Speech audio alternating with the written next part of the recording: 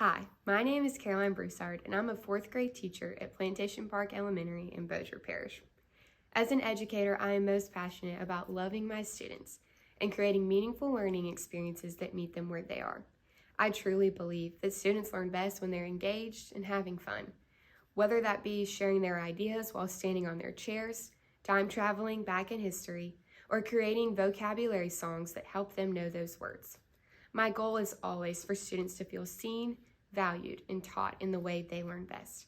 The lesson you'll see today is part of our social studies unit, the Ancient Near East, using the Bayou Bridges curriculum. The specific lesson is called Journey to the Promised Land. In this lesson, my 4th graders are learning how to identify the 3 main people groups living in Canaan and explain why Canaan was a good place for the Phoenicians to live and how they utilized that geography. Before this lesson, students had already studied the Israelites' journey out of Egypt, so this is the perfect moment to transition to what happened when they reached Canaan. To make it come alive, I'm going to introduce this content in the character of Moses and have students learn key vocabulary through movement in a vocabulary Simon Says game.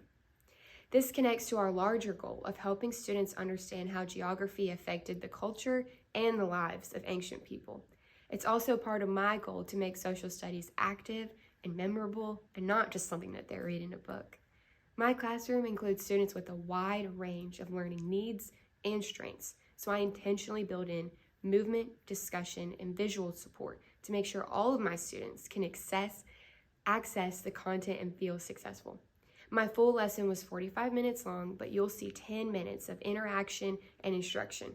I wanted to highlight how I keep my students engaged, reinforce vocabulary through movement, and help them connect big ideas to what they're learning in the text. Okay, that's what we learned yesterday. And now we're here today, and we're going to connect yesterday's past learning to what we're doing today. Everybody, let's read out together. I can name the 3 main groups living in Canaan. Okay, so by the end of class today, you're going to be able to walk outside and say, I know the 3 main groups that were living in Canaan when the Israelites were there, and they're a part of that. They're one of those 3 groups. And then on your exit ticket, you're going to literally get to answer that you're able to say, these are the 3 groups living in Canaan. Our second I can statement, everyone, we're reading it together. All eyes over here. I can explain how the Mediterranean Sea helped the pause. Everyone say new word. New word. Beautiful. Okay, we're going to learn about the Phoenicians. Phoenicians.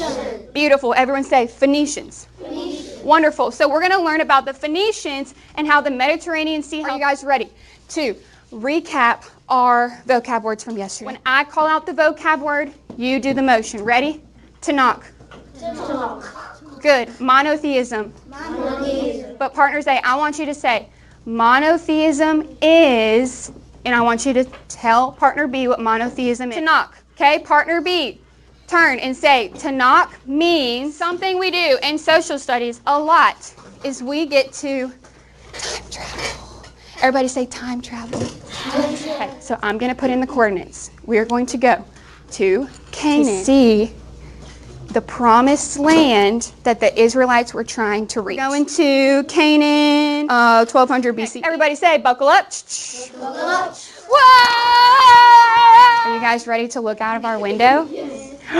Wow. I'm going to be right back. I'm just going to go see who's outside of the time machine real quick. Just talk to your partners about what we're looking at.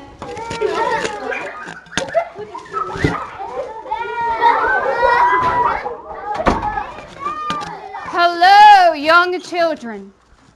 I just had this strange woman come to me outside of a strange structure telling me she wanted me to come teach you about the Israelites and their exodus out of Egypt. I need you to get on your chairs so I can teach you the vocab so you understand the story I will tell you. When I tell my story, I'm going to use 3 words that I need you to know. Famine,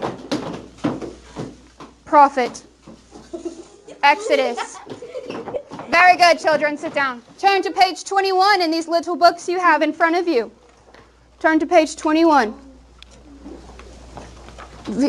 You are very obedient children. Your teacher must be teaching you good things. I can't even get the Israelites to obey God, and you are all obeying. Very good. Wonderful. Okay, so on page 20, you are going to follow along.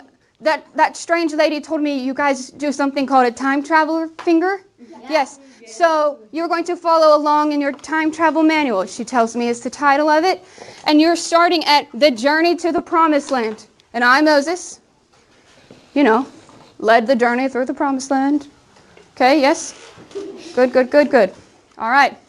Remember, we are learning about the culture of the Israelites. That's our framing question. But as I read, I want you to look for the 3 people that were going to end up in Canaan. But my trick for you, everyone say, ooh. Say, ah. Say, ooh la la. Yes, every time I say the word Exodus, I want you to keep sitting, but move your feet as if you are leaving. Every time I say the word famine, I want you to rub your belly because you are hungry, you have no food. And when I say the word prophet, you look up, you receiving a message from God. Are you ready to begin the trick? All right. 21. Let me see your time traveler fingers up. And they land at the Tanakh. I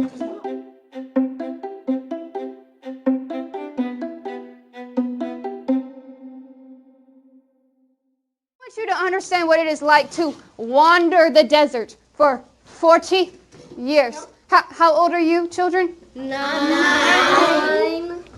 Are you kidding me? Imagine wandering the desert for 40 years. I want you to safely walk around your table in a circle. Walk around your table in a circle.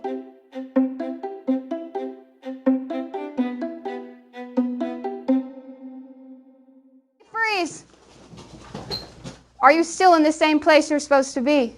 Yes. You wandered off. Everyone go sit back down. While the Israelites were wandering around in the desert, God gave me 10 rules for the Israelites to follow, and I brought them with me today, called the 10 Commandments. We're getting closer to our I can statement. Everyone say, I can.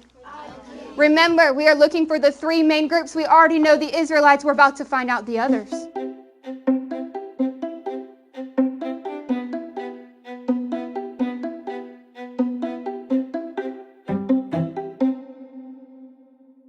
Everyone stand up. Do not get on your chair, but stand up. Phoenicians, they are sailors and traders. So I want to see your best rowing a boat. Rowing a boat. All eyes on me. This is going to help you with your exit ticket. I want you to infer, read between the lines as to how the Mediterranean Sea helped the Phoenicians trade. When you answer, you're going to say, the Mediterranean Sea helped the Phoenicians trade because. Mediterranean Sea helped. The Mediterranean Sea helped the Phoenicians trade because. Because the Mediterranean Sea. Mediterranean Sea had water, right? And then that water had. Did you listen to your partner's answer? Yes, very good. Okay. What I want to do now is I want you to discuss with your table what you and your partner said. And this is how I want to do it. You will take turns. Number 1, I want you to say, my partner and I both said this. Then you go to the 3rd person and to the 4th person. Yes? Everyone listen closely to your group's answers because one person from each group will be chosen to share with the class what their group talked about. Yes, I'm being very merciful. You talked with your partner, now you talk with your group, then you share with the class so you are confident. Good? Okay, remember we go 1, 2, 3, 4. You can say our ideas were, we thought the Mediterranean Sea helped the Phoenicians because. Yes? Yes. Questions? Number 1, you may begin.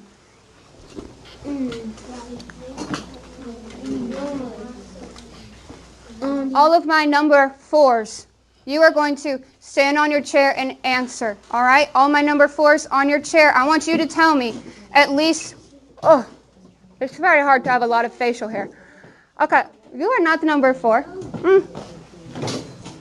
Okay, number 4, you're going to stand on your chair and answer One thing that your group said. So you can say this. One thing my group said was, and then tell me. Very simple. Good. We're going to start with Rachel over here. When someone is talking, we all look where? Good, because we respect others. Very good. Rachel, kick us off. One thing my group said was that the Mediterranean Sea had rich fertile soil which helped grow crops. Good, very good. I love that. So the Mediterranean Sea has good crops. Good. One thing that my group say that they can maybe trade with crops.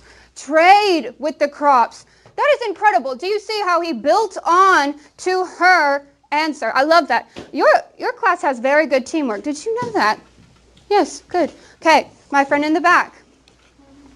One thing my group said was that they need water to sail. They need water to sail, obviously. Can you row a boat on land? No, that's preposterous. Very good. Okay, and over here, my last group. My group said they treat pets like protection and jewelry and food. Oh my goodness, she said, you may sit down, darling, thank you. She said trade jewelry and goods and maybe you can get protection back. I must tell you something. You all created such incredible answers. I'm so impressed. I will tell your teacher the next time I see her in the all-time travel over here. Very good job. All of this is going to help us with our exit ticket. But I must very quickly teach you of our last people group, because how many people groups do we have? 4. Oh my goodness. Everybody wipe your eyes. Whew. How many people groups do I have? 4. Oh my goodness, the Red Sea must be parting because I feel shaky. I'm just going to come over to this area. How many main groups do we have? 3. Thank you. Okay, our last one are the Philistines. Everyone say Philistines. And I must tell you something you cannot tell anybody else. We Israelites do not like the Philistines. They are our enemies. And it tells you that right here. The Philistines were people that Israelites viewed. 3 people groups are the Israelites. Travel in your spot. Travel in your spot. The Phoenicians, you are sailing, using the Mediterranean Sea to help you trade and sail. And last but not least, Philistines, you are making your iron weapons. Very good. Okay, you may sit down. Now, just as God tests his people and I've been tested as a prophet receiving messages from God, you must now be put to the test. But don't worry, there is mercy. Remember, this exit ticket is connecting us back to our I can statement. And when we write, we always want to use our swag. We make sure we start with a capital letter. We space out. We have as neat of handwriting as we can.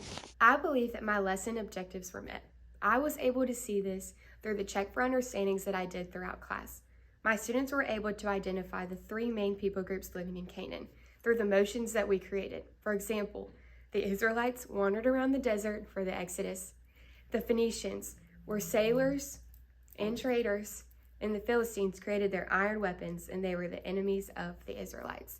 I was able to see that my students understood those 3 different people groups and their attributes and connected it with movements. That was also on the exit ticket. Almost all of my pairs were able to just rattle off from their brain those 3 people groups. There was some pairs that I had to lead back to their reader and remind them, and one pair that I verbally confirmed that they knew the 3 main people groups, but they were not able to write it down. The next objective was that why was Canaan such a great place for the Phoenicians to live? My students discussed this with their partners, then they discussed it with their group, and then I had one student from each table stand up on their chair and discuss with the class. All of my students were able to say that living by the Mediterranean Sea and being able to trade with faraway places was an important thing for the Phoenicians and really affected their culture and helped that be a great place for them to live. That was also on the exit ticket, and the majority of my pairs were able to write that down. I also saw that one student was able to connect the chapter objective, the framing question, to our daily lesson. In our discussion, that student said that those 10 commandments affected the way that the Israelites lived and interacted with each other. That shows that they were able to understand the ideas that affected the Israelites' culture, which is our framing question for that chapter. If there was anything I would do different next time, so I would include a short written time for my students to write a written reflection and summarize this lesson. I have quiet students that love to write, and that's how they express that they've learned something and internalize what they're learning. Even though I may intentionally pair them with someone they feel comfortable discussing with, it's always great to have that other way for the students to show me that they are learning. After this lesson, we had a few more days of daily lessons, and then we took our chapter assessment. And I was so excited to see that the one question my students did not get wrong is who was the prophet that led the Israelites out of Exodus? And of course that answer was Moses. But why would they get that question wrong when Moses came and taught that lesson? It was awesome to see and very encouraging that my students were able to see all of the different ideas that influenced the Israelites' culture. Although it was a 45-minute lesson and I had to cut it down to 10 minutes, there were things that I had to cut out, such as independent work and closing discussion, but I promised that the full lesson allowed for more student work and deeper analysis that was incredible to see and allow for the students to really work together as a class. But I chose these specific parts in the video to highlight student engagement, questioning, and discussion.